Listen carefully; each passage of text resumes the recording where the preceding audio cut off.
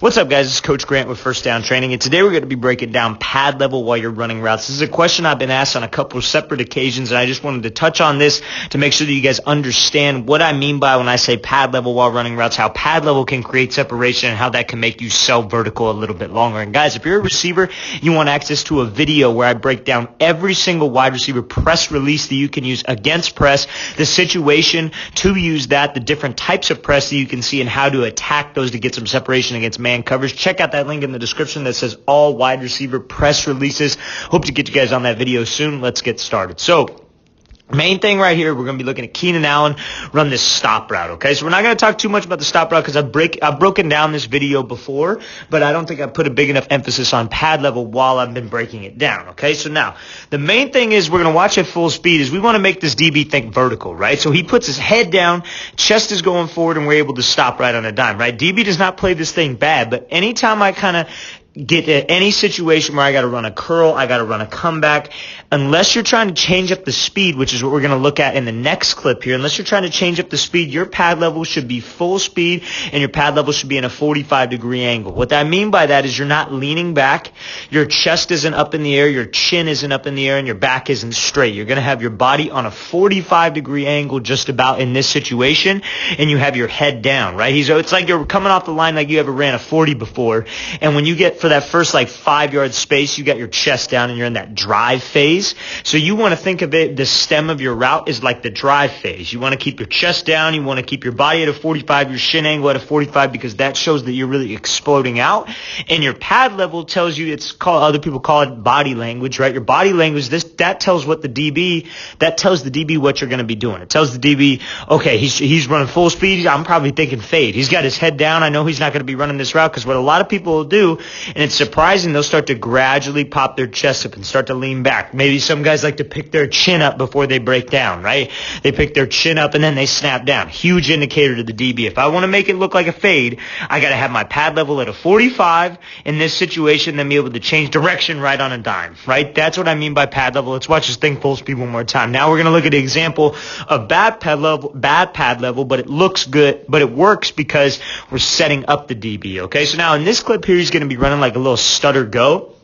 Now, this is how you can use bad pad level to your advantage, right? Now, I don't necessarily, I don't really teach my guys this method where we kind of raise up tall, give a stutter to draw this DB in.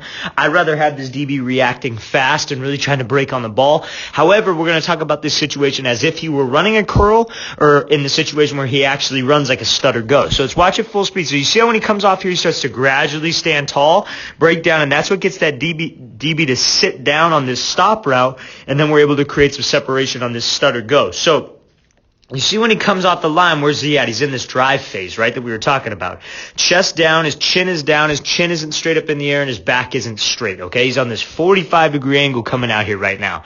So you see when he starts to get up to the route, he starts to gradually pop his chest up, and now he's starting to slow down, and he's almost in a completely vertical posture, right? Now, you can't see the DB in this clip, but he's going to be starting to slow himself down. The second you start to bring your chest up and you start to slow your speed down like he does right here, that's what's going to draw this DB in, because he's looking at your hips and he's looking at your body, right? So if he starts to see your hips in an explosive position, then your hips gradually start to get straight up in the air, then what do you think he's going to do? He's going to be sitting on this break. When I used to coach, when I very first got started coaching, they threw me out there with the safeties to start coaching the safeties because they just needed a body out there. Never really played safety before, had any experience with safety, but I would talk to him about, okay, when you see that receiver start to pop his chest up, because so many receivers don't understand this, and you start to see his feet slow down, you see he's not taking as big of a stride, or his arms start to stop, and you notice all these things, let's expect a break. But the thing is, that can get you into trouble because of this situation right here. He's using his pad level and his body language to set up this DB. Right now, listen, I don't teach this personally to my guys. Anytime we work kind of a double move, I want to have speed into it and really sell the route. But when he comes off slow, he kind of lulls that DB to sleep, and when he drops his hips, it gets him sitting even more because he stopped his feet. He was ready to drive on this stop route that they've maybe hit him a couple times on.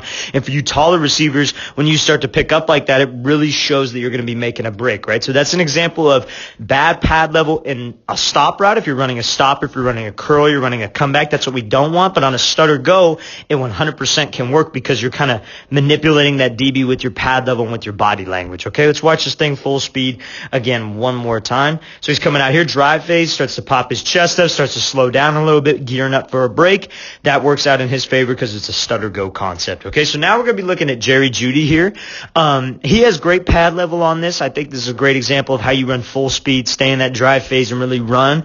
But we're going to mainly talk about how you can use that and get out of the break. So you see when he comes here, good in that drive phase, running full speed, and he just drops, right? So I think that's something that a lot of people don't understand about pad level is pad level going forward. This does not mean your speed will be automatically fast. You could still run slow and still be going 75% half-assed if you don't if you keep your chest down, right? So that doesn't mean everything. I know people sometimes that when we work and we're working, cutting on a dime, dropping on a dime, they'll have their chest so low, but they're running half speed and they don't get any explosion at the top of the break, right? You still want to make sure that you run fast. You're striding out, you're pumping your arms, and you're using your hips to drop you. The pad level is just a way to be a salesman. That's just a way to sell the route. And pad level is like, that's why they call it body language, right? Because your body language sells everything. Your body language is what the DB's looking at. And so how we change direction when I'm running a route is by being violent with my hips like Judy is right here, snapping down in full stride. And when you have a good pad level, it's a lot easier to get your chest over your knees and your chin to your knee, and you drop in your hips like Judy does right here, so you could get in and out of a break fast, right? So I think that's the main key, is that just because your pad level's low doesn't mean you're running fast. That doesn't mean anything. It means you're selling the route a little bit more, but still your speed has to be a threat. You got to be able to run full speed. Use your hips to drop you in a situation where you run a stop route, curl route, comeback route, any kind of route, post, out. Your pad level is important, but also your speed's important, and being able to cut on a dime. And when you have good pad level, it's a lot easier to cut on a dime because your chest can get over your knees, your chin can get to your knee, and you could have some explosion. This is a very explosive position right here at the top of the route, so you could drive and generate some force out of this break. Okay, let's watch this thing full speed one more time. So he's coming out here, chest down, drop right now. Use your hips to drop you. Just because your pad level's good doesn't mean you have the same speed, all right? Got to keep good speed, good pad level. Use your hips to snap you down. All right, guys, I really want to thank you for watching.